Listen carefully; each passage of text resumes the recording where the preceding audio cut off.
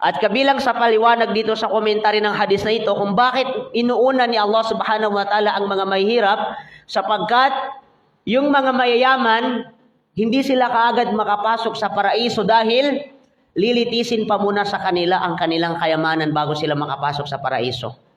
Subhanallah. Unlike doon sa mahirap na wala nang itatanong sa kanya. Wala siyang kayamanan kaya ano pa bang lilitisin sa kanya?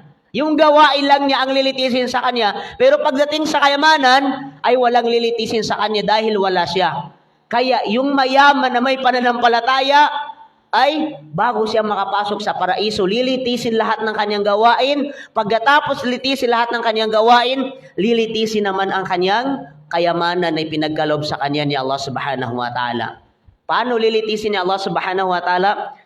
Tatanungin siya ni Allah subhanahu wa ta'ala, paano niya nakuha ang kanyang kayamanan? Sasagutin ng tao yon.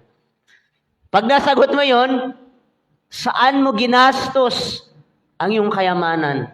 Dalawang tanong mga kapatid na kung saan ito ay napakahalaga na masasagot ng isang tao dito pa lang sa mundo, kailangan na mapaghandaan ng isang mayaman ang dalawang katanungan na ito. Paano mo nakamit yung kayamanan at kung paano mo ginastos yung kayamanan na ipinagkaloob sa iyo ni Allah subhanahu wa ta'ala. Kaya yan ang dahilan mga kapatid kung bakit ang mga mahihirap na may pananampalataya ay mas mauna sila sa pagpasok sa paraiso kumpara sa mga mayayaman na may pananampalataya, sapagkat yung mga mayayaman na may pananampalataya bago sila makapasok sa paraiso ay lilitisin muna sa kanila ang kanilang mga kayamanan.